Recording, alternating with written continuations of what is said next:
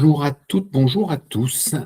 Bienvenue à ce nouveau webinaire du Florian Mentionne Institut. Je suis Loïc Douillère, l'un des co-gérants du cabinet. Pour ceux qui ne me connaissent pas, c'est un cabinet de conseil en richesses humaines, recrutement principalement de cadres à haut placement, formation, bilan de compétences, coaching, audit et conseil RH.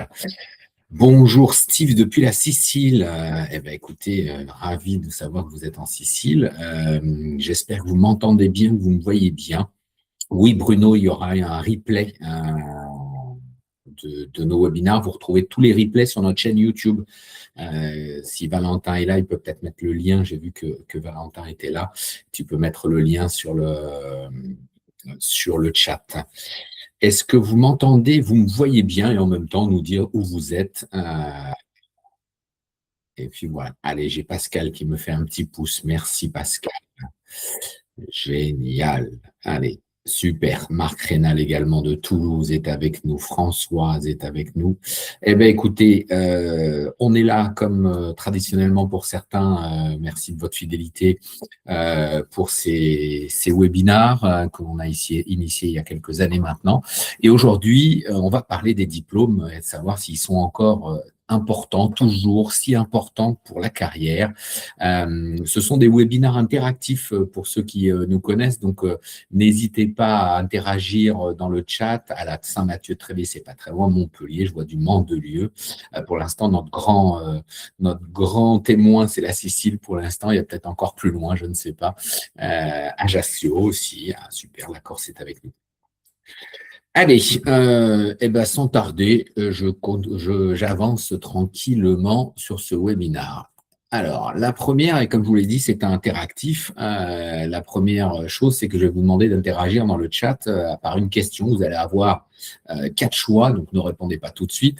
Selon vous aujourd'hui, qu'est-ce qui explique le mieux la réussite professionnelle? Allez, c'est à vous de répondre dans le chat. Et dans le chat, vous avez le choix entre A, le diplôme, c'est le sujet de notre webinaire. B, l'expérience. J'ai l'impression d'être Jean-Pierre Foucault. C, les compétences, mais vous n'avez pas gagné le million. D, les soft skills. Ou E, le réseau. Allez, à vous de répondre dans le chat. Et puis peut-être que vous avez une autre réponse. Je suis preneur de vos réponses dans le chat. Allez, le premier qui a dégainé, c'est C, B, C, C et D. Ah non, on ne peut pas, Anne-Marie, on ne peut pas tout choisir non plus. B, C, D, je dirais le E. B, C, C. Je vois un petit peu de tout au final. Le réseau, tout est fonction du métier, c'est souvent, François. C, D. Alors, je ne vois pas beaucoup les diplômes au final. C'est assez étonnant, en fait, que vous ne citiez pas les diplômes. C'est assez étonnant que vous ne citiez pas les diplômes qui expliquent la réussite. Donc, je suis assez étonné que personne ne cite le diplôme qu'il a eu. Mohamed, il est coquin. Et c'est le diplôme, c'est un droit d'accès, Pascal. Ouais. Comment voyez-vous une image? Je n'ai pas compris, François. Le diplôme, c'est trop loin dans le passé. Ça dépend, oui, effectivement. Ça dépend de l'âge que vous avez. Ça dépend de qui vous êtes. Si vous êtes un junior ou si vous êtes un très confirmé, si vous êtes en début de carrière ou en fin de carrière, effectivement, le diplôme a peut-être pas la même saveur. Encore que, est-ce qu'on a des X, des HEC, des ESTP, des INSA, des Gazar dans la salle et si oui, bizarrement, j'entends toujours des gens qui, lors des recrutements, font appel aux uns aux autres. Est-ce que certains dans la salle ne seraient pas faisant partie des alumni de leurs écoles respectives? Les difficultés, comment vous la voyez? On ne la voit pas, François, on ne voit pas l'image. Je ne sais pas ce que vous avez envoyé, je suis désolé. Peut-être que ce n'est pas possible de l'envoyer, je ne sais pas. Les diplômes internationaux pour les gens issus de milieux défavorisés, par exemple, mais pas que, n'est pas perçu de la même façon. Encore que, c'est-à-dire, Mohamed, encore que le diplôme n'est pas perçu de la même façon. Ça veut dire quoi? Si vous pouvez préciser. Bonjour Cécile. Cécile 84, je suis sûr qu'elle est dans le 84, enfin j'espère, ou elle est née en 84, on ne sait jamais. Et oui, je suis curieux de vous entendre. Le diplôme, ok, mais le diplôme jeune, pas jeune, alumni, pas alumni, c'est important, c'est pas important. Alors oui, effectivement, le diplôme est obligatoire dans certains métiers, hein, médecin, les professions dites réglementées.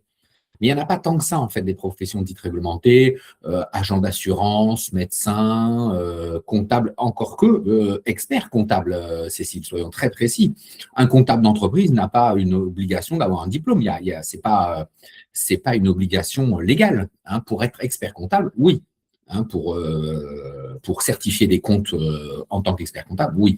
En tant que comptable d'entreprise, un DAF, un RAF peut ne pas avoir de diplôme de comptabilité et pourtant faire le taf, hein, ça s'est vu. Sarah nous demande ce que c'est alumni. Alumni, ce sont les associations des anciens élèves des écoles, des grandes écoles en général, mais de toutes les écoles, et c'est le terme consacré. Alors, je ne sais plus d'où vient le terme alumni. S'il y en a un qui veut aller sur ChatGPT, Google ou qui connaît la réponse, n'hésitez pas à répondre. L'employeur me l'a demandé pour responsable comptable. Alors, je suis d'accord, Cécile, que l'employeur et nous, au Flandre Mention Institut, quand on fait des recrutements, on demande des justificatifs, diplôme, certificat de travail. Pourquoi? C'est un peu comme le permis de conduire. Quand un gendarme vous arrête sur le bord de la route, même si vous n'avez pas fait d'infraction, il vous demande votre permis de conduire pour vérifier que vous avez bien l'autorisation de conduire.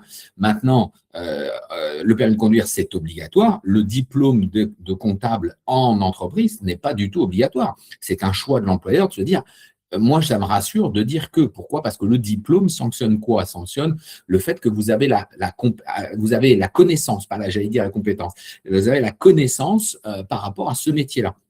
Hein, c'est l'intérêt des diplômes. Hein. L'intérêt des diplômes, c'est de se dire, comme le permis de conduire, ça nous évite aux recruteurs, aux entreprises de se dire, bah tiens, cette personne-là ne connaît rien à ce métier-là. Bah non, justement, il a un diplôme 2, donc il est censé connaître cette activité, ce métier, cette compétence, cette fonction, etc., etc.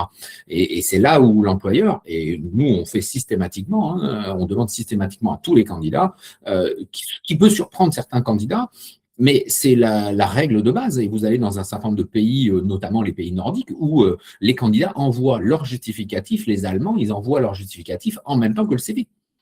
Comme ça, au moins, il n'y a pas d'orgueil, il n'y a pas de loup, etc.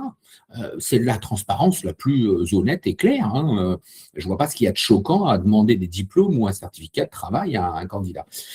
Alors, vous avez beaucoup chatté. Merci pour François qui a mis la définition, je crois que c'est François. Non, c'est Valentin qui a mis la définition d'alumni pour Sarah, donc qui signifie élève, dérivé du verbe nourrir ou élever. Merci Valentin.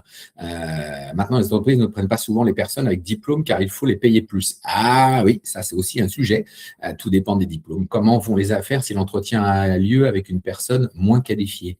Comment vont les affaires si l'entretien a lieu avec une personne moins qualifiée? Oui, j'ai du mal à comprendre la question, Mohamed. Pas eu ma trajectoire sans diplôme, par contre, j'ai progressé avec le réseau en entreprise sur tous les autodidactes. Oui, bien sûr, Pascal, évidemment. Le diplôme est clé. Allez, merci beaucoup pour ces premiers échanges qui sont tout à fait intéressants. Et vous voyez que la question n'est pas tranchée, en fait. La question, elle est pas claire. C'est pour ça qu'on a voulu faire un webinaire sur cette question de savoir si le diplôme est encore utile pour la carrière. Allez, pendant 50 ans, ça tombe bien, Florian Mention Institut a 50 ans cette année, créé en 76 par Florian Mention, reprise par votre serviteur et son associé Augustin Valero, que vous avez peut-être déjà croisé dans des webinaires. Le prochain sera lui qui l'animera, ou dans la vie réelle pour ceux qui sont vers Montpellier ou ailleurs. Donc, Florian a créé en 1976, excusez mon élocution, et on est en 2026, donc nous avons nous-mêmes 50 ans. Et pendant 50 ans, le diplôme a été un formidable accélérateur. C'est vrai que je me souviens de conférences que je faisais dans des grandes écoles. Alors, je donne des cours à l'IAE de Montpellier, par exemple, ou dans les facs de droit et autres. Et j'avais fait une intervention dans une école de commerce, une grande école de commerce, devant une centaine d'étudiants qui étaient en bac plus 4 ou bac plus 5, et tout le parterre de profs. Et j'ai attaqué ma conférence en m'expliquant que les gens qui sortaient de bac plus 5, c'était il y a une quinzaine d'années, allaient démarrer au même niveau que ceux qui sortaient de bac plus 2 d'un bon BTS. Oh, Alors, autant vous dire que tous les profs se sont étouffés parce qu'eux, en école de commerce, ils vendent le fait que la personne qui va sortir de l'école va démarrer plus vite, plus haut, etc. Pour nous, ce n'est pas tout à fait vrai. En fait, pour nous, c'est un formidable booster, le diplôme. C'est-à-dire qu'entre celui qui a un bac+2 et celui qui a un bac+5 de qualité, qu'est-ce qui va se passer? Eh ben, la carrière va aller 2 fois plus vite, alors 2 fois, 3 fois, peu importe, mais va aller plus vite que le bac+2. Pourquoi? Parce qu'il y a des socles de connaissances que le premier n'a pas par rapport au deuxième. Et ça lui permet d'aller beaucoup plus vite. Hein, ça lui permet d'aller beaucoup plus vite. C'est vrai que les écoles ont eu tendance à vouloir vendre le fait que dès le départ, la personne va gagner beaucoup plus que le bac+2. Ce qui n'est pas tout à fait vrai.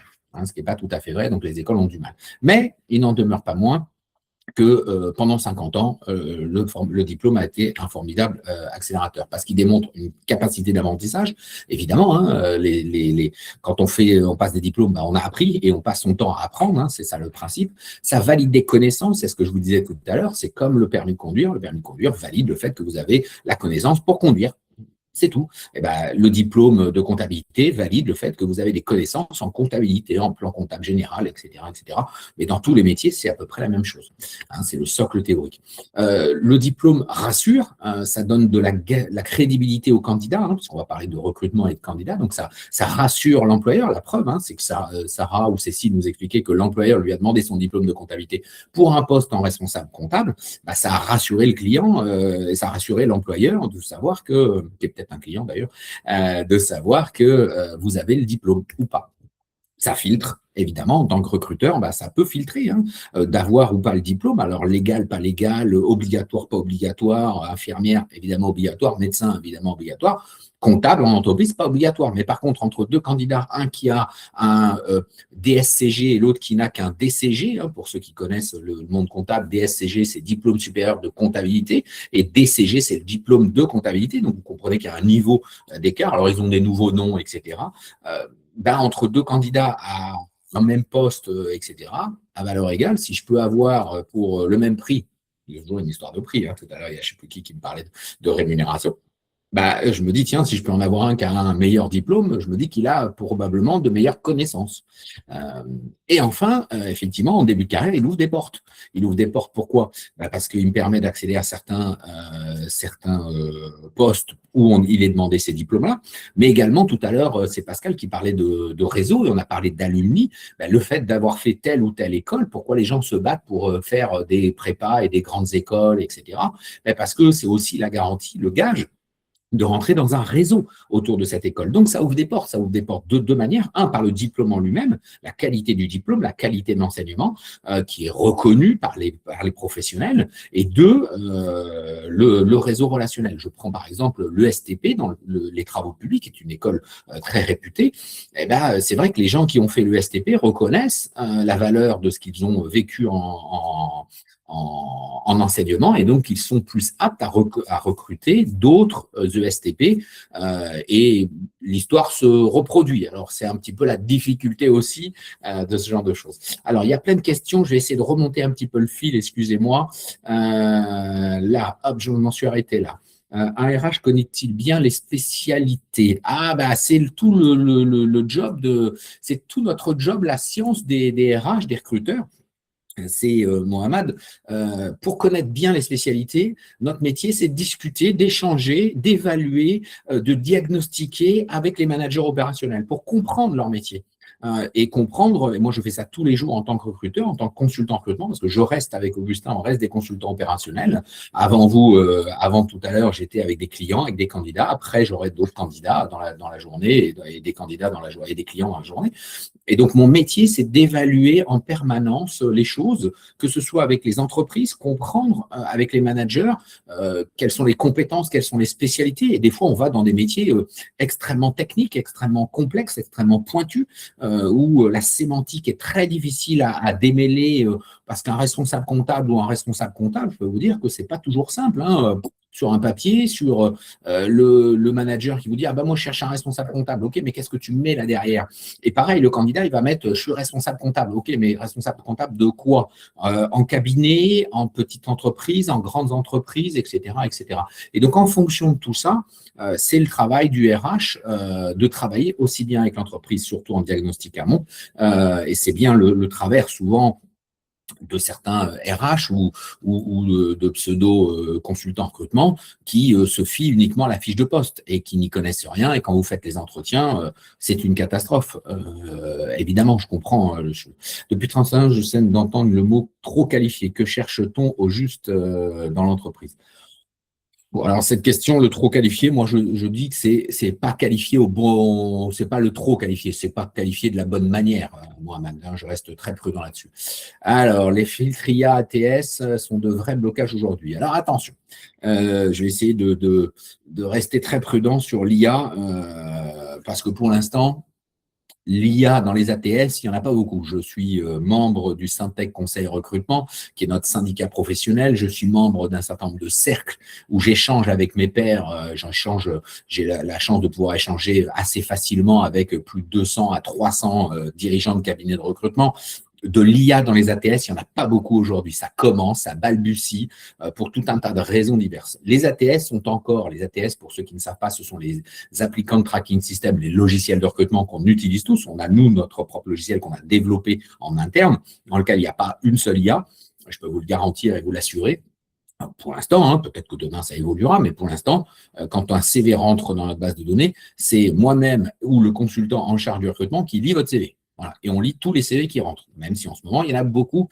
Et côté candidat, on s'aperçoit que l'IA est arrivée de manière assez flagrante. Et donc, on voit le volume.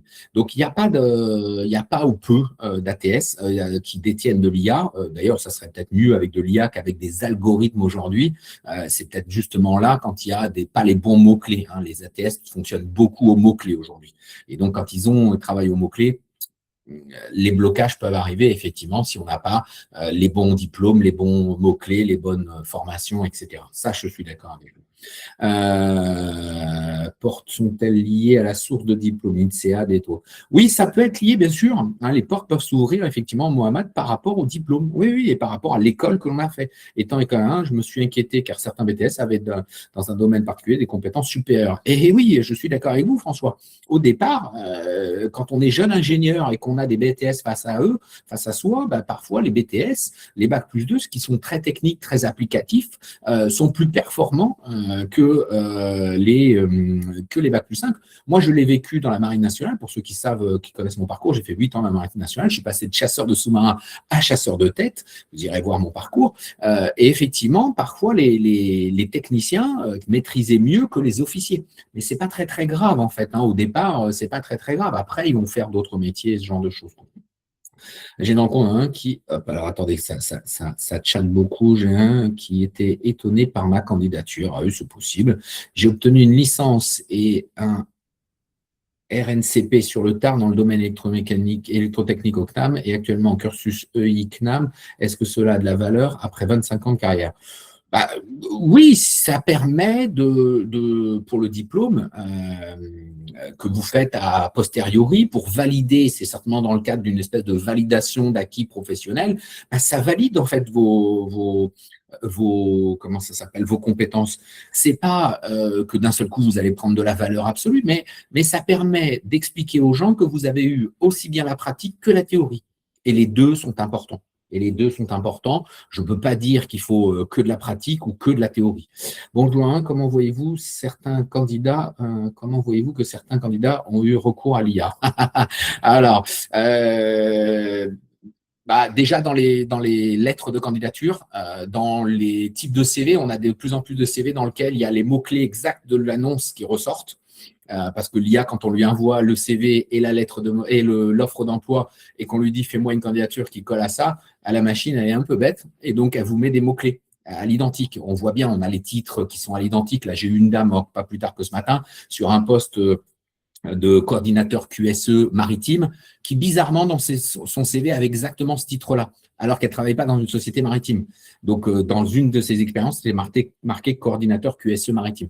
Donc voilà, c'est ce genre de petits détails qui nous font que. Et puis aujourd'hui, on a reçu, puisqu'on fait recrutement pour une société dans le domaine de la tech, sur des ingénieurs IA, et on a reçu 2 candidatures qui nous ont mis des chatbots pour discuter avec leur IA eux. C'était assez remarquable, hein, soit dit en passant. Donc voilà, donc on voit bien ça. Et puis l'autre point sur le fait qu'on voit qu'ils ont recours à l'IA, c'est le volume de candidatures que l'on reçoit, hein, qui est devenu exponentiel. Alors certes, le contexte économique est très différent de ce qui était il y a un an et demi, 2023 par rapport à 2024, 5, 6. On voit bien que le contexte économique est beaucoup plus difficile, hein, la hausse du chômage n'y est pas pour rien. Mais on a vu apparaître aussi des candidatures qui arrivent en rafale et parfois des candidatures qui sont quand même très, très éloignées. Et on voit bien que derrière, il y a des outils IA parce qu'on les a testés, on essaye ce genre de choses. Mais un diplôme coûte trop cher, comprenant la durée. Avez-vous une idée sur le contenu? Ouais, je ne sais pas, ça dépend, trop cher. Je ne sais pas ce que ça veut dire trop cher, Mohamed, hein. Je viens de la marine aussi, 10 ans en tant que surfacier, mais un diplôme d'ingénieur à 52 ans. Bah, c'est des super expériences, ça, Dominique, hein. Et moi, je dis que ça valide vos expériences, vos compétences, et donc ça rend lisible aussi bien pour les ATS, pour les IA, mais pour les humains que nous sommes en tant que recruteurs, ça nous rend lisible votre candidature, en fait, surtout quand on vient d'un milieu un petit peu pointu, particulier, où finalement le jargon interne est moins lisible qu'à l'extérieur. Hein, pareil, il y a des gens qui travaillent dans des très grands groupes qui ont des fonctions qui sont très peu lisibles quand on va sur le marché extérieur. Ben, le fait d'avoir un diplôme reconnu par le monde professionnel permet de… allez, c'est… Si je pense que prend en compte les ATS, mots-clés. Oui, pour l'instant, c'est encore très, très mots-clés. Allez, les amis, je continue parce qu'il est 13h21 et on n'est qu'à la 2e slide et j'en ai un certain nombre, c'est pas grave si on ne va pas au bout. Pareil, dans le replay, il y aura tout. Donc, le diplôme reste utile, indispensablement. Le diplôme ne suffit pas, François, je suis d'accord, mais il reste utile, hein, contrairement à ce qu'on entend beaucoup. Pourquoi on a fait ce webinaire aussi? Parce qu'on entend beaucoup sur LinkedIn, notamment, nous, on est très veille LinkedIn, de gens qui remettent en cause l'intérêt du diplôme, le prix de ces diplômes, etc., etc. Et donc, est-ce qu'il y a besoin de faire du diplôme? Alors, quand ce sont des influenceurs qui ont réussi, pour certains qui ont fait des hauts diplômes, hein, parce que ne nous trompons pas, les youtubeurs, pas tous, mais beaucoup ont fait des beaux diplômes, c'est quand même dommage de démonter un petit peu le système. Le diplôme est à la carrière, ce que la fondation sont à une maison.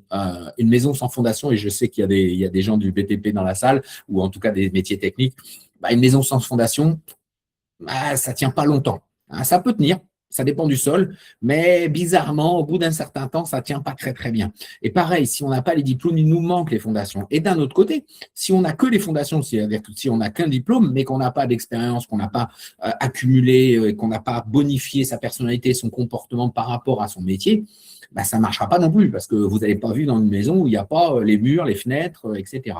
Donc voilà. La VAE a-t-elle vraiment un intérêt? Oui. Je n'en doute pas une seule seconde. Parce qu'elle permet c'est comme le permis de conduire. Si peut-être que vous avez appris à conduire avant, comme par exemple aux États-Unis. Aux États-Unis, les enfants sont autorisés à apprendre à conduire avec leurs parents, hein, sans avoir le diplôme, etc. Et un jour, ils vont passer le diplôme. D'accord? Un jour, ils vont passer le diplôme. Est-ce qu'ils auraient besoin de passer le diplôme? Non, parce qu'ils savent conduire. Mais pour valider le fait que vous ayez telle ou telle connaissance, on vous demande de passer l'examen. Eh ben, c'est exactement ça. Donc, la VAE, c'est la même chose que passer un examen. Ça sanctionne le fait que vous avez ces connaissances. Alors, pourquoi le débat revient aujourd'hui? Effectivement, c'est notre ami IA hein, qui revient sur le devant de la scène. L'automatisation redéfinit les compétences attendues. Donc, est-ce que véritablement le diplôme va être bousculé par l'IA? Les diplômes, oui, ils vont être bousculés, ils vont évoluer, ils vont changer. Donc, voilà pourquoi ça vient. La mondialisation. N'oubliez pas alors l'européanisation, mais la mondialisation aujourd'hui. Hein. Nous, on le vit tous les jours. J'ai des candidatures qui viennent d'Inde, des candidatures qui viennent de partout dans le monde, beaucoup de pays francophones dans le monde, mais quand même, j'ai beaucoup de candidatures qui viennent de l'étranger et même de hors Europe. Et donc, ça, c'est accessible. Et donc, forcément, ça crée une concurrence accrue sur le marché du travail. Et donc, ça crée un besoin de différenciation en tant que candidat. Je vais vous donner un exemple. J'ai mon aîné là, qui est en 2e année de médecine. On attend les résultats de la 2e année avec grande impatience, même si le plus dur est fait, puisque c'est la première année le concours, qu'il a brillamment réussi.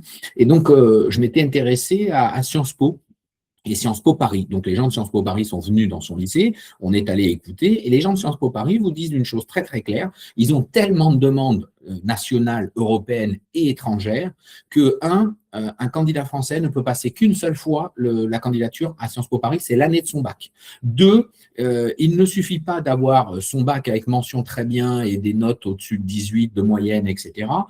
Vous voyez déjà quand même le niveau qu'ils exigent. Il faut avoir, à côté de ça, parler une ou plusieurs langues parfaitement, avoir des activités artistiques et ou sportives et ou associatives de manière développée. Voilà ce qu'ils vont chercher aujourd'hui parce qu'ils ont un tel niveau de demande qu'ils vont aller chercher en plus du diplôme. Mais la base, c'est le diplôme, c'est quand même le bac. C'est quand même le bac. Donc, hop. Les métiers qui sont en train d'évoluer, évidemment, il y a des nouveaux métiers qui se créent. Là, ça y est, on commence à voir. Là, j'ai eu un poste d'assistant dans une PME où le dirigeant m'a dit il faut qu'on sache si la personne sait utiliser l'IA, sait faire des automatisations, etc. Ça y est, on commence à voir ça. Hein. Donc, on voit que les métiers sont impactés, doivent évoluer, ce genre de choses. Et je suis assez étonné quand je pose la question aux candidats. Très peu, oui, certains me disent je l'utilise à titre perso un petit peu, voilà, mais très peu l'utilisent de manière professionnelle. Et pourtant, c'est ce qu'on commence à demander, quoi. Attention, Mohamed, vous écrivez trop vite et ça méritait d'être lu avant d'être écrit et d'être envoyé, s'il vous plaît, parce qu'il y a plein de fautes de caractère. On fait tous ça. Et enfin, aujourd'hui, on est malgré tout dans une pénurie de talents. Malgré les hausses de chômage, etc., il y a plein de métiers dans lesquels c'est compliqué. Pourquoi ? Parce que c'est la guerre au niveau mondial. Alors, il y a des guerres, bien sûr, mais c'est la guerre au niveau mondial sur un certain nombre de sujets, au niveau économique, et donc il manque du monde. Donc, le monde a changé plus vite que les diplômes, et c'est ça le sujet, en fait. C'est que les diplômes ne sont pas encore totalement adaptés au monde d'aujourd'hui et encore moins au monde de demain. Donc, le sujet, c'est que les écoles doivent évoluer. Maintenant, la difficulté pour les écoles, c'est que pour fabriquer un ingénieur, on va prendre le diplôme d'ingénieur, il faut quelques années pour comprendre le besoin des entreprises et créer le référentiel. Donc, il leur faut entre 1 et 3 ans pour faire ça, parce que c'est complexe. Ensuite, il faut imaginer qu'un diplôme d'ingénieur, c'est 5 ans. Donc, si on prend 3 ans max plus 5 ans, c'est-à-dire que le premier ingénieur va sortir avec cette nouvelle formation dans 8 ans. Et aujourd'hui, dans le monde dans lequel on vit, ça devient extrêmement compliqué. Extrêmement compliqué. Allez, et effectivement, aujourd'hui, on a une difficulté, c'est la dévalorisation des diplômes. Alors pourquoi ? Le premier, c'est qu'en France, je ne vais parler qu'en France, on a un bac à plus de 95%. Et le dernier ministre en date a dit qu'il voulait corriger ça, c'est certainement une bonne chose, parce qu'on voit bien, en 2000, 79,9%, ce qui était déjà énorme. Dans les années 90, on était plus proche des 70%, et dans les années 50-60, on était à 30-40%. Donc, il y avait un vrai sens, un vrai tri qui se faisait par le bac. Aujourd'hui, bon, alors j'exclus l'année 2020 où 97,8% avec le Covid, les pauvres. Voilà, mais on n'est pas redescendu à des normes qui voudraient que les 2 tiers d'une classe d'âge aient le bac et pas 90%, 95%. Sinon, on a dévalorisé malheureusement le bac qui n'a plus de valeur. Et donc, c'est quoi ? C'est le derrière, c'est le cycle supérieur qui est censé trier. Le problème, c'est qu'on a cumulé ce que j'ai appelé l'orgie d'alternance avec des vautours de la formation. On a vu naître des écoles plus ou moins cohérentes, existantes réellement, en digital, en full remote, etc., où les jeunes sont allés parce que appâtés par du marketing, par des influenceurs, par des prix alléchants, sauf qu'on a vu aussi des écoles qui ont liquidé et qui ont abandonné des enfants au beau milieu de leurs études. Et malheureusement, des diplômes pas forcément reconnus, des niveaux de formation pas forcément reconnus, et patatras, vous avez fait 3 ans dans une école, et là, vous vous retrouvez avec plus rien, et c'est une catastrophe. Et puis, alors là, c'est nous qui faisons ce constat-là, sur les BBA, les bachelors et les PGE, on a une espèce de confusion générale des niveaux. Résultat, parce qu'on a 96,4% de résultats au bac en 2025, on prend tout ce qu'on peut prendre. Je comprends la logique financière des écoles. Malheureusement, elles dégradent leur qualité et on se rend compte en discutant avec des parents, si vous avez dans votre entourage des jeunes qui ont fait des bachelors, alors pour certains ça se passe très bien, pour d'autres ça se passe beaucoup moins bien, et la qualité de l'enseignement et du diplôme sorti de là, pourtant ils ont une grande marque d'école au-dessus. Oui, sauf qu'ils n'ont pas fait le programme dans de grandes écoles, ils n'ont pas fait les prépas et on voit tout de suite le niveau, l'écart, et l'école a fait la différence. Donc, oui, on a dévalorisé un certain nombre de diplômes, malheureusement, et c'est ce qui fait qu'aujourd'hui, c'est compliqué. Donc, il y a une différence de diplôme entre universités privées et publiques? Pas forcément, ça dépend vraiment de la qualité, Mohamed. Ça dépend vraiment de la qualité. Il y a des enseignements publics de très haut niveau, d'autres très moyens, très fourre-tout. Pourquoi? Parce que l'État a besoin aussi de dire il faut qu'on accueille tous ces jeunes qu'on a sortis au bac, il faut qu'on les accueille dans une formation quelque part. Donc, comme ils ne sont pas tous élites, comme ils ne sont pas tous excellence, peut-être qu'on s'est fourvoyé en envoyant trop de monde en bac général, trop de monde dans des filières générales et à vouloir les monter sur des niveaux, etc. Alors qu'ils n'ont peut-être pas forcément le niveau et que les envoyer sur des métiers plus pointus, plus techniques dès le départ, plus tôt, serait peut-être une meilleure chose. Maintenant, voilà, c'est un petit peu la difficulté.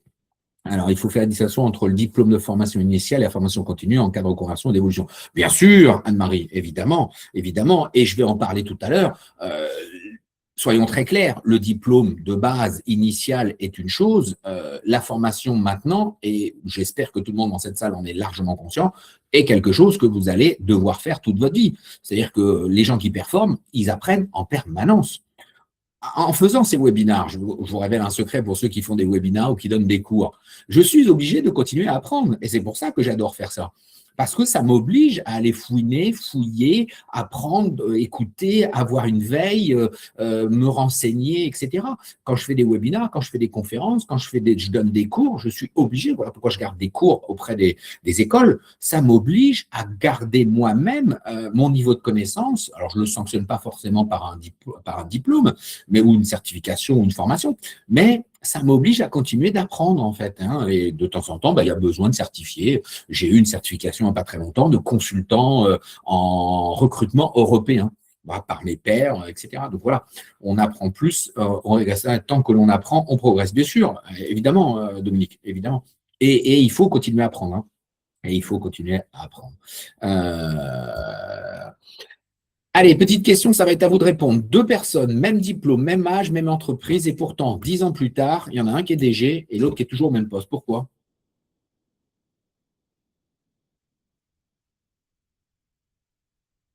Dites, les amis, c'est à vous de répondre.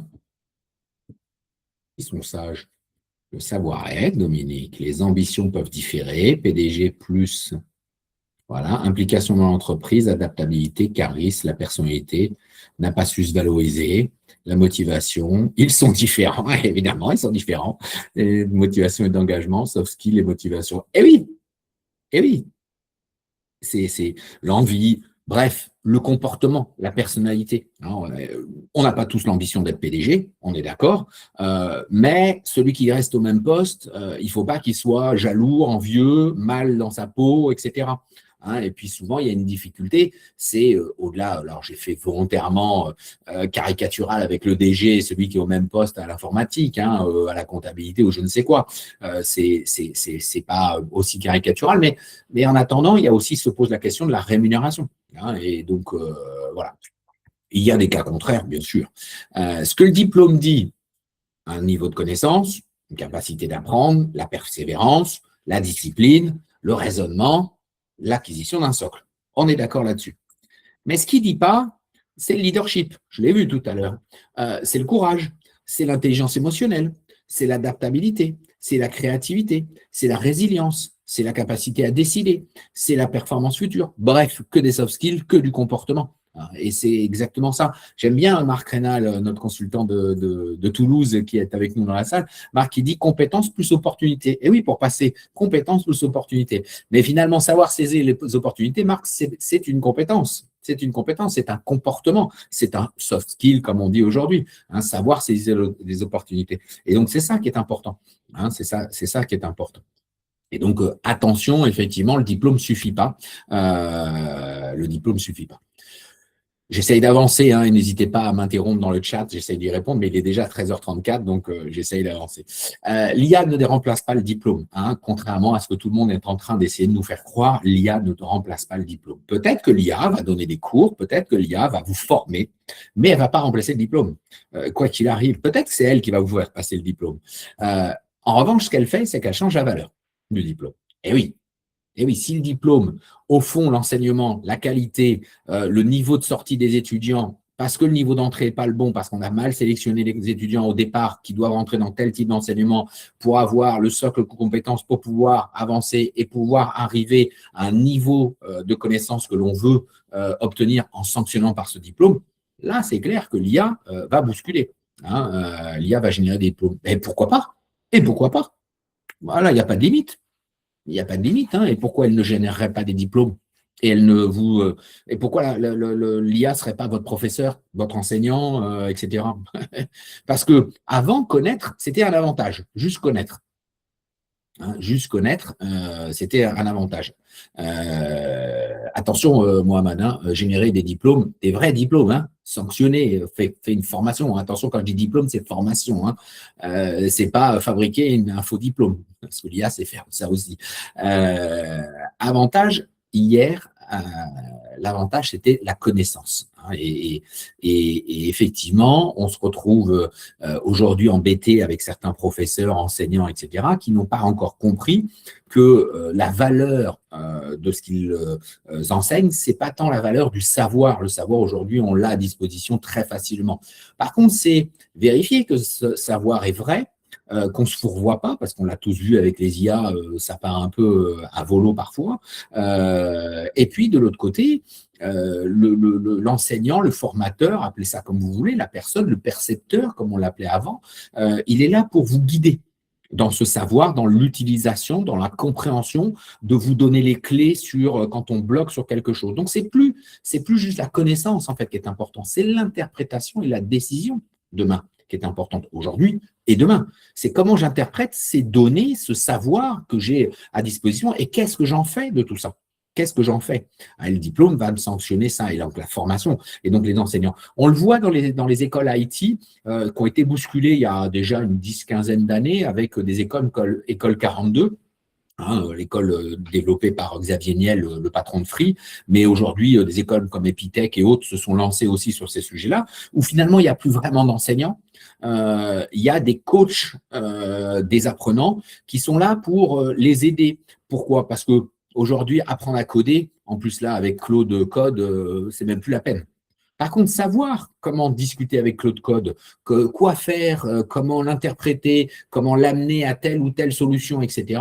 Si je n'ai pas la base, si je ne sais pas l'utiliser, j'en ferai pas grand-chose. Tout le monde nous promet monts et merveilles. Personnellement, j'ai regardé Claude Code, je suis un peu une poule devant un œuf. Hein. C'est pas si simple. Pourquoi? Parce que oui, ça sait me fabriquer un truc, mais après, je fais quoi de ce truc? Où est-ce que je le mets? Comment je l'utilise, etc., etc. Donc, c'est pas si simple. En revanche, un informaticien qui a eu un socle de savoir, de développement, de gestion de projets informatiques, etc., va savoir l'optimiser et va savoir s'augmenter avec ça. Et ben, dans tous nos métiers, pour l'instant, ça nous augmente. Hein. Ça nous augmente. Donc, l'AI peut générer beaucoup d'erreurs de raisonnement. Il faut pouvoir rédiger des prompts, challenger les réponses. Bien sûr, Hervé. Donc, il faut être très prudent. Et il faut être expert dans son métier. On voit bien que ceux qui performent avec l'IA sont déjà des gens qui sont experts de leur métier. Peu de gens, c'est comme tout, il y a toujours des exceptions, peu de gens qui ne connaissent pas un univers, d'un seul coup d'un seul, se révèlent à être les champions du monde de cet univers-là. Ne rêvons pas, ça n'a jamais été. Hein, c'est comme dans le sport. Ne croyons pas que Mbappé ou Dembélé, puisque c'est le héros du moment, que Dembélé, d'un seul coup, s'est révélé au match contre Manchester, etc. Pas du tout. Ça fait des années qu'il travaille à ça. Ça fait des années. Donc, c'est un expert de son métier. Il a avancé dans les centres de formation et donc, quelque part, dans les diplômes. Et progressivement, il a performé. Voilà. Et c'est ça la force de la chose. Et donc, l'IA n'est pas là pour être un substitut, mais c'est un amplificateur. C'est un amplificateur. Donc, effectivement, dans la formation, c'est quelque chose qui est extrêmement important. Hein, ouais, j'aime bien l'analogie, Dominique. C'est une forme d'exosquelette, oui, qui est là pour guider, pour augmenter, pour faire performer. Mais si vous n'avez pas la base, donc le diplôme, donc la formation, qu'elle soit continue ou initiale, ça ne marchera pas. Si vous ne connaissez pas un univers, ben, il va falloir l'apprendre avec l'IA ou sans l'IA, mais il va falloir l'apprendre. Hein. Euh, et puis, je suis d'accord, Dominique, il faut se confronter à des situations. D'ailleurs, les meilleurs performeurs ont généralement trois caractéristiques dans le domaine de la formation. Ils ont un socle solide, diplôme, connaissances, fondamentaux, etc. Ils ont un socle solide. Et nous, on le voit dans les recrutements, les collaborateurs performants, ils ont souvent un bon socle solide. Il y a des autodidactes, mais les autodidactes, ils ont travaillé de manière non diplômante, mais ils ont acquis des connaissances. Ils ont acquis ces connaissances par eux-mêmes, en fait. Soit ils l'ont fait d'eux-mêmes en cherchant, en apprenant, etc. Soit sans véritablement s'en rendre compte, au fur et à mesure de leur pratique professionnelle, ils ont acquis ces connaissances. Voilà, ça n'a peut-être pas été sanctionné par un diplôme, mais ils ont un socle solide. Ils ont un socle solide. Le deuxième, c'est une capacité d'apprentissage, la capacité à être curieux, à remettre en question, à aller chercher de l'information, à apprendre, etc. Et pas rester dans leur petit précaré. Aujourd'hui, vous le savez, il y a encore 10 ans, il y en a qui pensaient qu'ils allaient faire carrière tout du long dans le même métier en étant tranquille, etc. Ce qui n'est plus le cas du tout, du tout, du tout. Et alors là, avec tout ce qui nous arrive, c'est encore moins le cas. Donc, il faut vraiment nourrir sa curiosité. Moi, j'adore ça. Je suis hyper curieux du monde des choses, etc. Je passe mon temps à apprendre, à lire, à découvrir des choses que je connais, des choses que je ne connais pas, des univers que j'aime, d'autres que j'apprécie pas, mais j'apprends. Et enfin, une capacité d'adaptation, bah oui, parce qu'avec les changements, il va falloir s'adapter. Et la capacité d'adaptation, j'avais fait un webinaire avec nos amis de Central Test sur le sujet, vous pouvez aller regarder dans notre chaîne YouTube, sur l'adaptabilité. C'est fondamental aujourd'hui. Il faut être conscient qu'on vit sur un monde instable. On est passé d'un monde 3SC sur stable, simple et clair à un monde VUCA. J'ai perdu. S'il y en a un qui veut me donner VUCA, c'est volatile, incertain. Il m'en manque deux. Bref, un monde volatile, un monde qui bouge, un monde qui n'est pas stable. Hier, mes parents ont fait leur carrière. Ma mère a fait sa carrière au ministère de l'Agriculture. Elle est rentrée en tant que secrétaire, elle est repartie en tant que secrétaire et elle a fait 40 ans de carrière dans le ministère de l'Agriculture sur des postes différents. C'est tout. Ça, c'était hier. Aujourd'hui, l'être humain que nous sommes, parfois pour certains se lasse, des fois un peu trop vite à mon sens, mais on a besoin de se nourrir de projets, d'avancées, etc. Et soit par l'entreprise, soit par les projets internes, soit par d'autres entreprises, soit par d'autres postes. Alors, il y a eu des petits débats, j'essaye de faire une petite pause pour lire un peu volatilité. Merci Valérie Legendre, notre consultante d'Avignon. Heureusement que tu es là. Volatility, uncertainty, complexity et ambiguity. Vous entendez mon accent English very well. Donc, volatilité, incertitude, complexité et ambiguïté. Voilà, notre monde, il est comme ça aujourd'hui. Et c'est bien là toute la difficulté. Est-ce que l'adaptation est équivalente à la polyvalence? Est-elle bien appréciée? Ah non, c'est pas tout à fait la même chose, l'adaptation et la polyvalence. La polyvalence, c'est pour moi une capacité à gérer plusieurs choses. L'adaptabilité, c'est en fonction d'une situation d'être capable d'évoluer dans cette situation. Donc, je peux être polyvalent mais pas adaptable, et je peux être adaptable mais pas polyvalent. Pour moi, c'est deux choses. Les couteaux suisses ne sont pas toujours bien vus. C'est pas couteau suisse. C'est pas couteau suisse, mais je suis d'accord avec vous, on est encore dans un schéma un peu académique. C'est normal, la France, c'est les Romains, c'est comment il s'appelle, Napoléon, c'est Luc Ferry, non pas Luc Ferry, Jules Ferry, je confonds avec Luc, le ministre, Jules Ferry, etc. Et c'est l'X. C'est les gazards, c'est les ponts et chaussées, les mines ponts, etc. Donc, c'est une fabrique à élites, en fait. On a fabriqué des élites, c'est très bien, notre pays est extraordinaire. La preuve, c'est qu'on a des champions du monde dans plein de domaines grâce à ces élites. Airbus, oui, heureusement qu'on a des champions des grandes écoles qui font performer pour fabriquer des avions. c'est génial. On a Total, eh ben oui, champion de l'énergie. On a Veolia, champion des déchets. On a EDF, champion du nucléaire et de l'électricité, etc., etc. On a un certain nombre de champions pour tout un tas de raisons, et notamment grâce aux écoles et aux élites. C'est vrai qu'on a fabriqué, on est plutôt une nation orientée diplôme, élite, ingénieur, etc. Aujourd'hui, tout ça est en train d'un peu évoluer, et notamment avec ce qui arrive, il va falloir faire évoluer un peu le disque dur. N'en demeure pas moins que d'avoir des gens de très grand niveau qui savent s'adapter, ça fait des gens hyper performants. Ça fait des gens hyper performants. L'intelligence de situation est souvent déterminante. Oui, bien sûr. Moi, j'aime bien cette notion plutôt qu'ils font peur. L'intelligence de situation, l'intelligence relationnelle est fondamentale. C'est une soft skill qui est fondamentale. Le vrai risque, croire qu'un diplôme obtenu à 22 ans suffit jusqu'à 65 ans, jusque-là, j'enfonce des portes ouvertes parce que le savoir vieillit. Et oui, les connaissances, si je ne les mets pas à jour, j'ai appris à utiliser une machine à écrire. Aujourd'hui, je travaille sur un smartphone en collaboratif avec le cloud, etc. Bon, bah, si je ne me suis pas adapté à ça, voilà. Et effectivement, dans tous les métiers, dans toutes les activités, ça évolue. Moi, nous, dans notre métier de recruteur, bah, aujourd'hui, on nous parle d'IA. Moi, quand j'ai commencé il y a 25 ans, je suis arrivé au cabinet, on avait encore des CD en version papier qu'on recevait par courrier, par la poste. Et si on ne s'était pas adapté à ça, on serait mort aussi. Donc, très clairement. Le smartphone est cher. Un petit souci de finance, Mohamed, depuis tout à l'heure. Ce n'est pas mon propos aujourd'hui. L'évolution constante, les métiers, les technologies mutent à des vitesses sans précédent, évidemment. Et donc, il faut se remettre en cause. Et les gens qui n'ont pas pris l'habitude de se remettre en cause, de s'adapter, d'évoluer, d'apprendre, c'est très, très dur. Surtout quand ça arrive et qu'on arrive ici, là, en ce moment, à la fin de carrière. Ben évidemment, quand on a tous ces bouleversements qui sont très rapides et vous arrivez au dernier moment, ben c'est compliqué, quoi. C'est très, très compliqué. Ce qui est sûr, c'est que le diplôme, c'est un point de départ. C'est pas la finalité. Les jeunes, quand ils sont en études, pensent que ça y est, j'ai mon diplôme. Ben, en fait, c'est que le début, en fait. C'est que le début, ce n'est pas la ligne d'arrivée, en fait. C'est que le début, ce n'est qu'une étape. Ce n'est qu'une étape. Bon, ça, c'est notre dada, le fantasme du mouton à 5 pattes. J'espère, Liliana, merci beaucoup.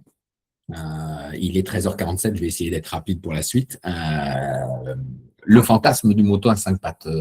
Vous savez que comme le mouton, comme le Père Noël, le mythe du Père Noël, tout le monde sait qu'il n'existe pas et pourtant on entretient ce mythe du mouton à 5 pattes. Nous, en tant que consultants en recrutement, on nous dit à toujours, alors soit c'est les candidats qui disent moi je suis un mouton à 5 pattes, donc même les candidats entretiennent ce mythe, soit ce sont les recruteurs, les managers, les employeurs qui nous disent ah nous ce qu'on cherche c'est un mouton à 5 pattes, monsieur Lier. Et nous on leur dit inlassablement le mouton à 5 pattes n'existe pas. Comme le Père Noël. Ça n'existe pas. J'espère qu'il n'y a pas d'enfant qui vous écoute, qui est à côté. Ce n'est pas la saison, donc normalement, ça devrait aller. Les entreprises cherchent parfois des diplômes prestigieux, une expérience parfaite, l'international, parler plusieurs langues, l'IA, le leadership, et pas trop cher, comme disait, voilà. Ça n'existe pas. Ça n'existe pas. Le candidat qui a fait HEC, qui parle 3 langues, qui a travaillé chez Ernst Young et après dans une PME, qui maîtrise parfaitement l'IA, qui a fabriqué des agents IA, des automatisations, qui en plus a un charisme extraordinaire et qui veut gagner le SMIC, moi, je n'ai jamais vu. 25 ans de métier. Je n'ai que 25 ans de métier. Peut-être que je n'ai pas vu tout le monde, peut-être que je me trompe, etc. Bon, et bizarrement, on est une trentaine de consultants au sein du cabinet. Certains ont fondé le cabinet. Depuis 50 ans que le cabinet est né, ça n'existe pas. Pas chez nous, en tout cas. On ne les a pas vus. Nous, ce qu'on sait, c'est qu'on fait du recrutement par indice. Parce que la réussite ne dépend pas uniquement des seules compétences du candidat. On a beau recruter le plus performant dans la comptabilité, puisque Cécile est là et tout à l'heure nous a parlé de comptabilité, l'ingénieur le plus performant, s'il ne met pas en route ses compétences, bah, il ne se passera rien, comme sur le terrain de foot Dembélé. Oui, c'est le plus compétent à ce moment-là. Savoir-faire, savoir-être. Là-dessus, pas de sujet. Mais s'il n'est pas motivé, si le management n'active pas sa motivation, et si on ne lui donne pas les moyens, il ne fera rien. Tout Dembélé qu'il est, de la comptabilité, de l'ingénierie, du commerce, etc., il ne fera rien tout seul. Donc, la réussite d'un collaborateur, c'est la réussite d'une équipe. Voilà. Et là, clairement, on a revu, moi j'ai beaucoup aimé, je ne suis pas très foot, mais comme tout le monde, j'ai suivi l'histoire du PSG, et on voit tout le monde dire félicitations, Luis Enrique, l'entraîneur qui dit le collectif. Je vous rappelle, pour les plus anciens, 1998, un certain Aimé Jacquet, dont avant la Coupe du Monde, tout le monde avait dit « Ah, Aimé Jacquet avec son accent, il nous parlait du collectif, du collectif, du collectif. » Dans la salle, ceux qui étaient là, 12 juillet 98, en général, tout le monde sait où il était. Eh ben, quelques 20, près de 30 ans plus tard, Luis Enrique a dit exactement la même chose. Voilà. Et donc, on peut prendre les plus performants, on ne peut pas mettre que des Dembélé sur le terrain. Il faut un gardien, il faut des attaquants, il faut des ailiers, il faut des centraux, il faut ceci, il faut cela. Et en plus, il faut un manager qui leur donne envie, qui les pousse, mais qui leur donne envie d'activer leurs compétences. Il faut qu'ils soient motivés et il faut qu'ils aient les moyens. Le commercial à qui on dit, bon, ben voilà le bottin, ou Internet, ou l'IA, ou LinkedIn, et trouve-nous des clients, ça ne marche pas, ça. Ça ne marche pas. Et pourtant, on l'entend encore. Donc, je ne cherche pas le mouton à 5 pattes, je cherche et je trouve le collaborateur qui sera performant grâce à son entreprise. Ops, merci Dominique, à bientôt. Donc, le recrutement par indice, depuis 50 ans, nous ne recrutons pas des diplômes, nous ne recrutons pas des expériences, nous analysons le diplôme, les résultats, les choix, les comportements, les réussites, les échecs, etc., etc. Et donc, le diplôme n'est qu'un indice. Voilà. Cher Pascal, pour ça, c'est un autre sujet qu'il faudrait qu'on traite sur les seniors, ce genre de choses. J'essaye de finir, Pascal, et après, je prendrai toutes vos questions dans le chat s'il nous reste encore 5 minutes. Personnellement, ce que j'essaye de transmettre à mes deux garçons, que vous voyez, Anthony à gauche et Sébastien à droite, donc j'en ai un qui est en 2e année de médecine et l'autre qui passe son brevet, il a passé son oral, il est très content, il va passer ses épreuves de brevet. Moi, qu'est-ce que j'essaye de leur dire? J'essaye de leur dire qu'il faut obtenir le meilleur diplôme possible. Pas parce que ça garantit une carrière, mais parce que ça leur donnera le choix. Moi, je leur dis, ce que je veux, c'est que vous ayez le choix dans la vie. Et le diplôme permet d'avoir le choix. Le bon niveau d'études, le bon socle de formation leur donnera le choix. Et que ça leur permet d'avoir un socle solide. Voilà. C'est ça qui est important. On l'a tous vu. Les bases, maths, français, etc., c'est un gros sujet à l'école aujourd'hui. C'est un gros sujet parce que le socle n'y est pas. Et on se rend compte quelques années plus tard qu'il n'y est pas. Ben oui, il n'y est pas. Et donc, ils traînent ça à moyen, long terme, les jeunes. Et donc, c'est important. Donc, moi, je pousse mes enfants à aller le plus loin possible, à être le meilleur possible. Chacun avec leurs compétences, leurs envies, leurs motivations. Je sais qu'Anthony était dans une filière d'excellence parce qu'il voulait faire médecine, donc on l'a aidé, accompagné à faire médecine, et après c'est lui qui a fait le job. Et puis Sébastien, qui n'a pas cette envie-là, on l'accompagne dans l'environnement dans lequel il veut aller, vers ce qu'il voudra aller, et l'accompagner d'une autre manière. Peu importe, mais prends le cycle, prends le socle, prends les données, passe les diplômes que tu peux, etc. Le diplôme parfait en soi, c'est un indice et c'est une liberté de choisir. Voilà mon message personnel à mes propres enfants. Après, chacun le vit, le dit avec ses enfants comme il veut, quoi. Alors, les diplômes sont-ils encore importants, les amis? Je vous pose la question. C'est à vous. Après toutes ces circonvulations pendant ce petit webinaire où on arrive quasiment à l'heure d'échange. Oui, me dit G. Encore heureux, oui, Valentin, qui a brillamment eu son master avec nous en alternance et qui maintenant est notre partenaire traffic manager, SEO, etc., qu'on remercie. Ils font partie des leviers de la réussite. Heureusement que oui, Marc Rénal, bien sûr, oui et encore, et oui pour l'entrée dans la vie active. Et évidemment, les certifiantes au long de sa carrière. Oui, clairement, mais ils ne suffisent plus. Voilà, on voit bien et ils suffiront encore moins. Il va falloir quand même retravailler et refaire, et effectivement, tout au long de la carrière, repasser des formations, des diplômes, ce genre de choses. Et clairement, tout au long de sa carrière. Et ne croyez pas que quand vous êtes arrivé à 40 ans, vous savez tout, que vous êtes arrivé à 50 ans, vous savez tout, que vous êtes arrivé à 60, que vous avez tout. Pas du tout. Ça va bouger, ça bouge tout le temps. Donc, il faut passer son temps à se former, à évoluer, à veiller, parfois à passer des diplômes, des formations, etc. Peu importe comment vous allez le faire. Parce que la réussite durable repose sur un socle, indéniablement, et c'est là où les diplômes initiaux, les formations tout au long de la vie donnent ce socle.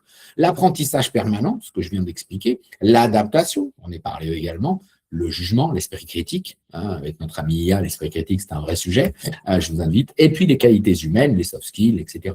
Voilà, c'est ça, sur ça que vous allez réussir. Donc, vous voyez que le diplôme, la formation, tout ça est une partie du sujet, hein, une partie du sujet, mais pas l'intégralité. Bon, ça va plaire aux gens du BTP, je ne l'ai pas fait exprès. J'ai commencé avec la maison tout à l'heure, le diplôme et la fondation, la carrière et la construction. On est tous d'accord avec ça. J'en ai terminé, je reste là-dessus, et puis je finirai sur deux, trois petits sujets. Et très souvent plus ouvert d'esprit. Ah oui, mais alors, vous savez pourquoi, Dominique, les anglo-saxons sont plus ouverts d'esprit que nos castes? Ce qui a entraîné ça, c'est notre code du travail.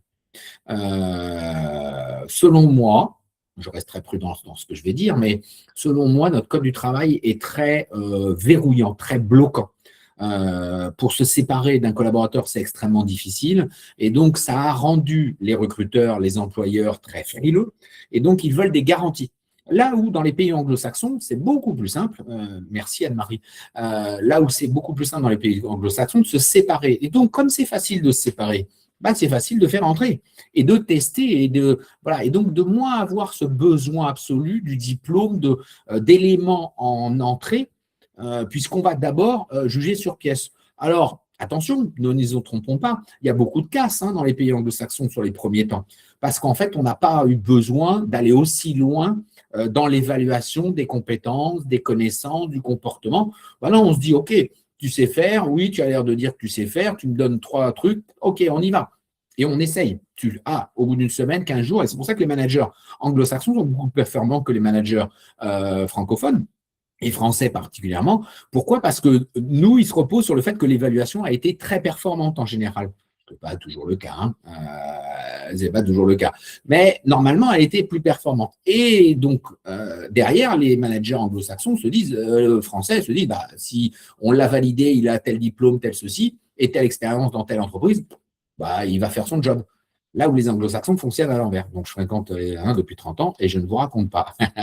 Non, forcément, il a de légitimité. Exactement. Si vous voulez en savoir plus sur le recrutement par indice, vous avez un extrait gratuit sur notre site et tous nos livres en téléchargement sur notre site directement et avec le lien qui est là.